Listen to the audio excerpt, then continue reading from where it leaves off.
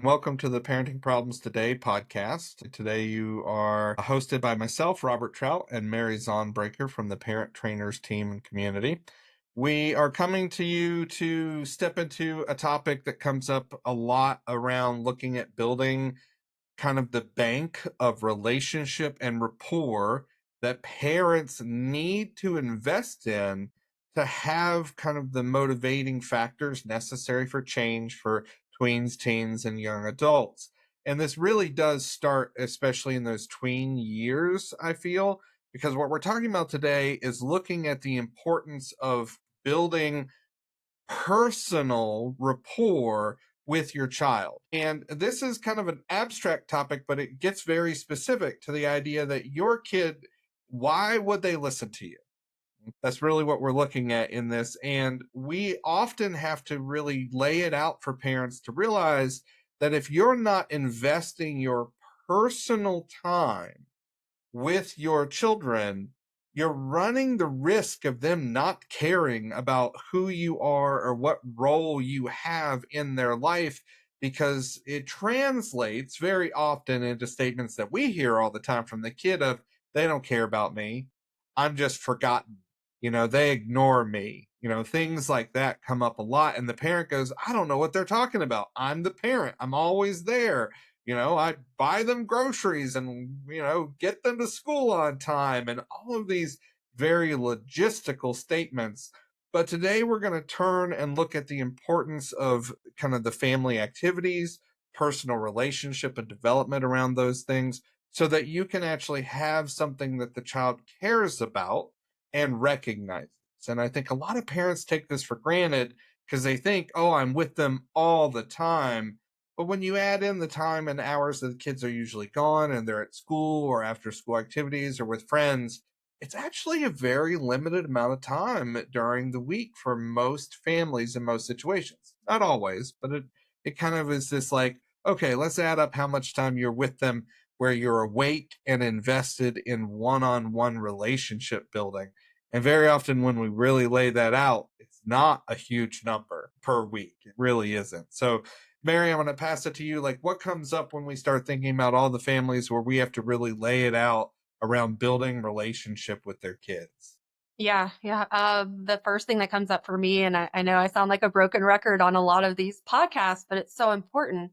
It's spending quality time where you're not focused on a task or the next problem or the issue that's been bothering you as the parent.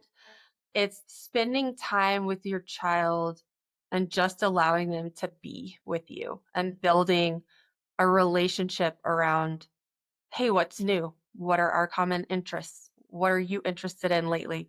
Help me understand this new thing that I see you do. It's just time for you to really get to know your children in a way that's different than you being the taxi driver hauling them from point A to point B, than you shouting at them for like, it's time to take a bath or it's time to do this, right? It's really looking at what are the quality of the time that I can spend with my child when we're doing this thing that we're both engaged in, or where we're a little more relaxed, or where things are just different, right? And I think a lot of times that's, yeah, looking at one-on-one time with each child at some point. And sometimes that's just, going out and having fun together as a family and making it about anything but, the day to day. Absolutely. And I want to make sure we step on that word because we have lots of parents that they hear this idea of quality time. And in their mind, that translates to time I spent on this kid. That is not what we're talking about here. It literally is taking and kind of creating this graph of when you do an activity, how much, I'm going to say, how much do you learn about being with this other person? And there's a lot of metaphors for this. I know a lot of families, especially when they start really young, they come up with us like they go on a mama daughter date or a daddy daughter date or a father son time, like whatever it might be. But it's this idea of like when we as adults think of dating, we're getting to know someone else, and that's not just like what they do for a living, it's what they think, how they're reacting to their environment or the, for lack of a better word, politics of the life around them. What's going on at school for your kid is a part of that, because it's the same as talking to your partner that you're dating and saying, "Oh, well, how was work today? How was school today?" And dropping in such a fashion that you're getting information, retaining information, reflecting information back to this person. And that's really relationship develops, is the person tells you about their life, shares something with you, you reflect it back to them so they know they were heard and seen. And neurologically, that's where we start to see connections start to form, is this person cares enough about me to hear me out on my problems, on my victories, on all the different aspects of my life. And I know that they really got me because they told it back to me in such a fashion that it really made sense. It made me feel heard and feel seen, all of these really deep emotional contexts within it. So one metaphor is like, going on dates with your kids. It's the same as taking the construct and just moving it over and saying, I want to get to know you as a person, not as, the kid that leaves, the kitchen a mess every time they make something, right? It's moving outside the construct of the conflicts and the living together and the logistics of life, and really stepping into that relationship with this person that, they're, theoretically going to be with you for at least 18 years. And that's where it's like, okay, you should probably invest equally in this relationship that is going to be at times challenging and at times possibly very fulfilling, but it takes significant work and time for any relationship to thrive. So there's so much to look at in this, but the underlying message I think that we want to get to every parent that's listening is like, hey, when's the last time you went on a date with your kid? When's the last time you got to a depth oriented conversation with them where they're sharing something more than, hey, I did my homework? Thoughts on all that? Yeah, a lot of times, parents do try to make depth mean something to them, right? It's usually the topic is usually like, well, let's get in depth about how you've been feeling, or how school's going for you, or parents try to kind of get into that mode of, let me get some info on something that, I'm trying to problem solve in my head for my kid. Just a big invitation to parents to really look at, what is my child showing interest in, or what Mhm. has my child really been spending a lot of time on.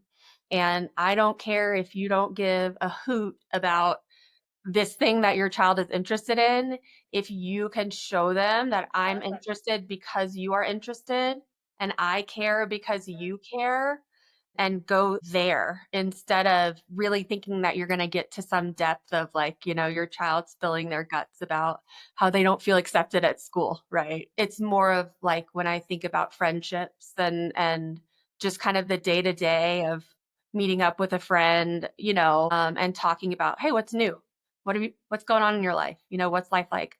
And letting the child kind of direct that, more leverage you're going to have for the harder conversations, right?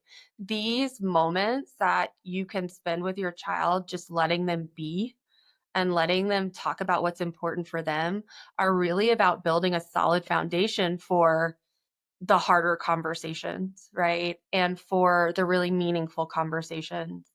And showing them that in conversation with you, they can trust that you're not just going to track them on a topic that they don't want to talk about, or that you can give them space when they need space from certain things, or, right? So you're really kind of going on this journey with them of helping them understand that your role isn't always, the logistical leader, or the enforcer, or, right, the person doling out the consequences, or the expectations, but that they can truly have that relationship with you where they are part of a conversation, um, that isn't always about the tough stuff.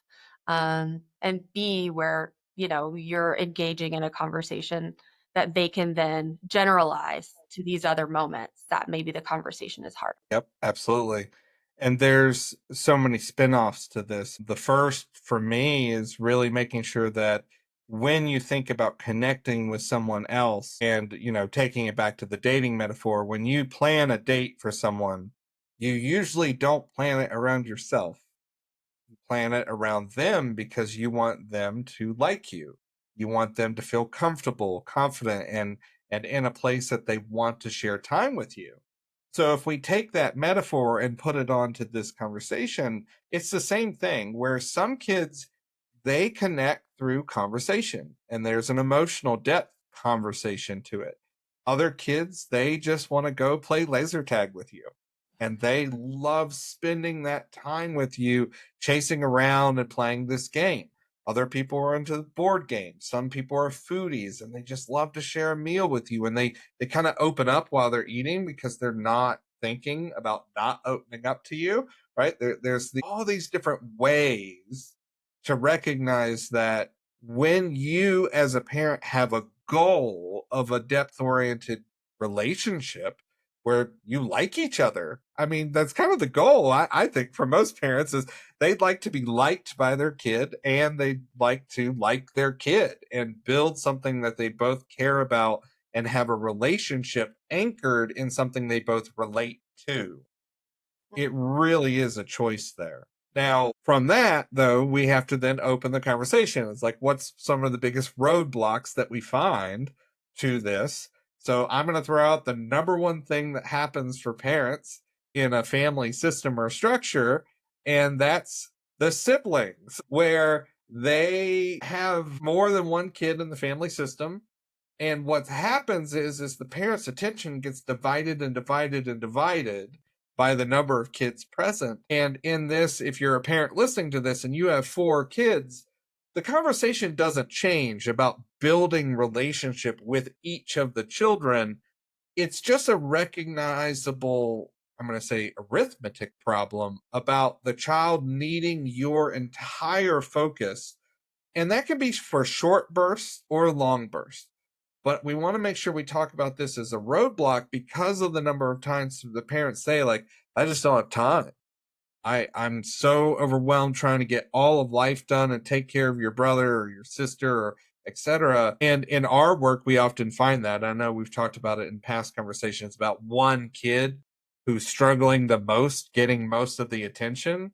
Well, this conversation really tailors us back to saying, hey, these 3 other kids, this is their conversation we want to bring to the parents' focus is they still need to go on this date with you or have this relationship time with you or have your attention for a period of time each day, each week, each month. Every kid's a little different with what they need.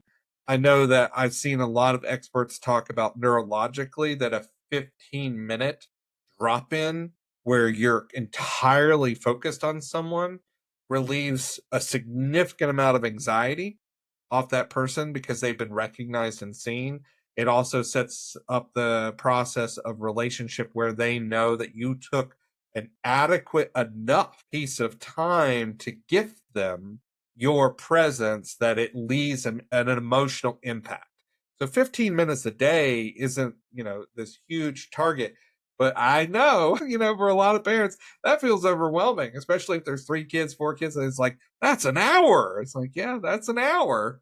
But if you can figure out a way to drop in your life, and that could be like this kid, you sit down and play a video game and ask them about their day.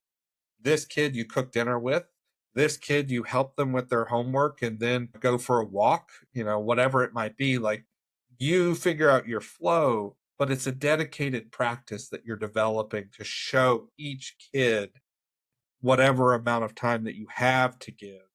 But we're really shooting for the minimum and up for the understanding of like, okay, why won't my kid talk to me? Well, when's the last time you went, on a kid date with them and gave them from your reserves something that mattered? So if they're not, showing up to be present with you, this is a very easy conversation or starting point for, oh, they're not coming to me. When's the last time I went to them? Oh, it's been a while. And I see so many families, and Mary, you can step in on this. So many parents that have that, like, oh, actually, when is the last time I just spent time? Yeah, I mean, I think, getting caught up in the daily hustle and bustle, you forget that there's this ever-changing relationship and this ever-changing child in front of you, right? And really, it's, the simplicity of things like you're talking about, like just inviting them on your daily walk, every now and then, or inviting them to run the errand with you if that's something that they enjoy, right? Or yeah, inviting them to cook with you if that's something they enjoy. Yeah, just being able to show them that you're thinking about them and that you do want to spend time with them. Just that gesture. And I have a lot of parents who say like, "Ah, they didn't take me up on it." Okay, you're showing them that you're thinking about it, and maybe there's something else going on that we need to talk about, that maybe you could start practicing doing something a little different to where they are more receptive to being with you in that one-on-one time. And maybe it's just they're exhausted from their day, right? And it doesn't mean that one no is a no forever. Try again. Yes, absolutely.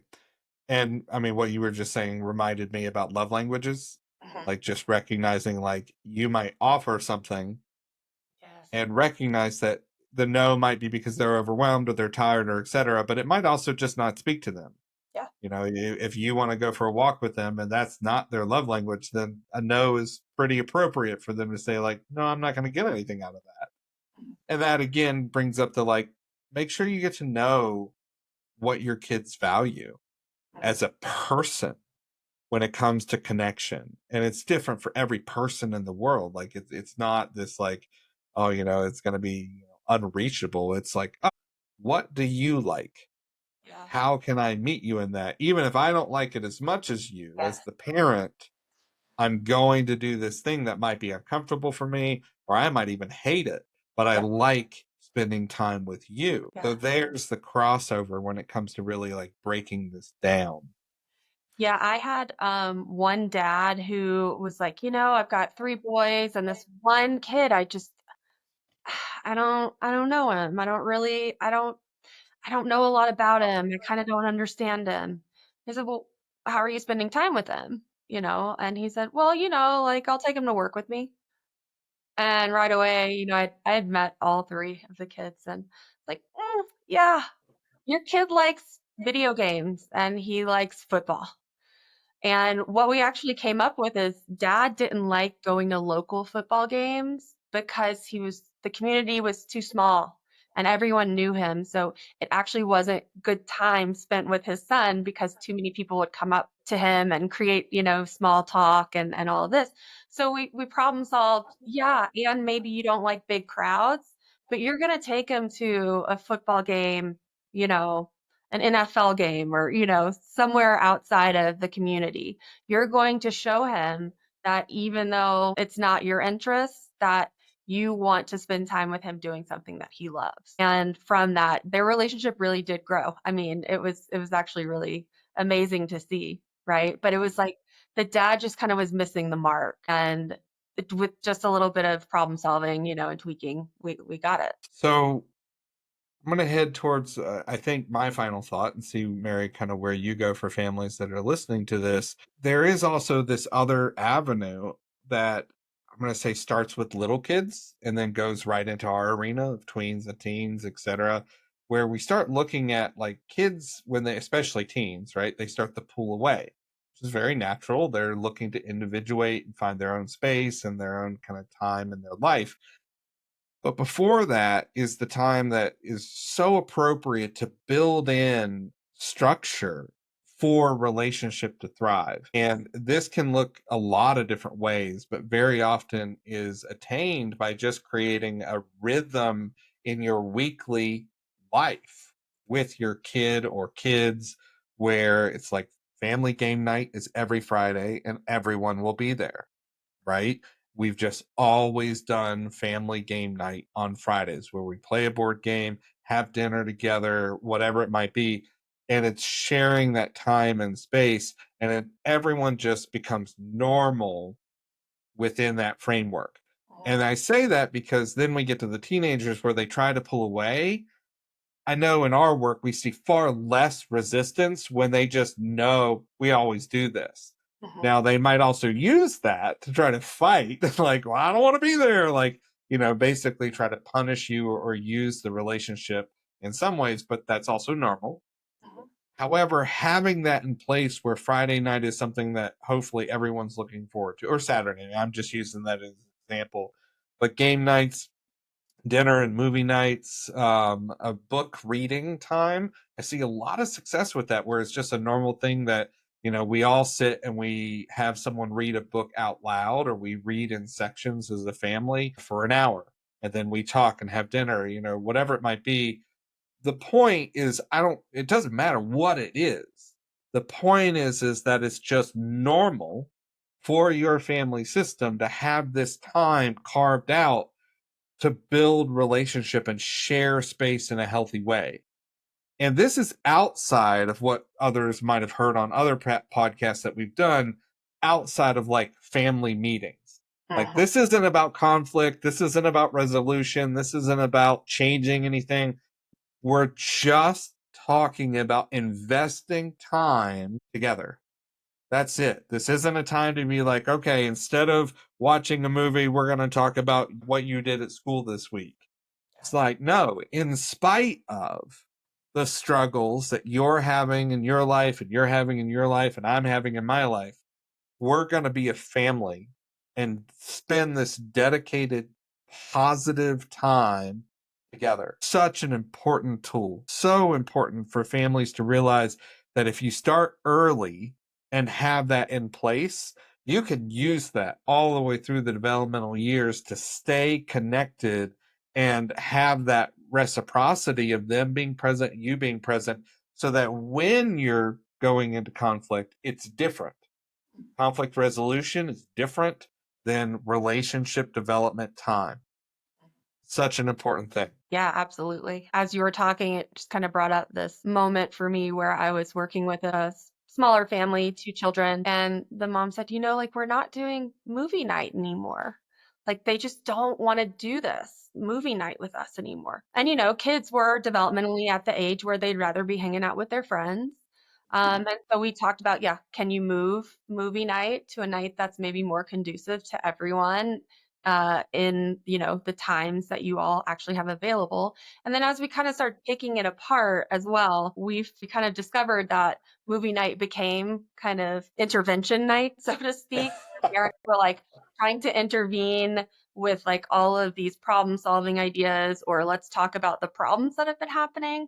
And so yeah, it was really about looking at how do we keep this space and this time kind of sacred, right? In terms of just being with one another and enjoying one another's company. And yeah, looking at as our kids are developing and growing and changing and their needs are different and the time they spend with us is different, right? If there's a big age gap, that things can be flexible, that you can show flexibility, that it can be a great time for them to have a hard conversation with you and advocate for themselves, right? But yeah, I think it can be a beautiful thing if you think ahead, right? In terms of how do I get this going and how do we make it a time that everyone, truly wants to invest in and come to and show up for because they know that it's not, mom and dad, logistic masters. It's mom and dad, being goofy and funny and everybody's little quirks coming out,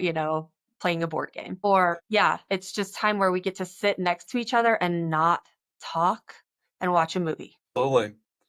So important. Well, thank you for listening. We hope this has been a helpful, kind of thought provoking idea of like, okay, what am I doing? Because the spillover of conflict into this relational time is one of the main points that we find that families kind of fall into because they just stop investing in being in relationship with each other. So thanks for listening. Come find us at parenttrainers.com. Join one of our trainings and our online community and support. And we hope to see you there.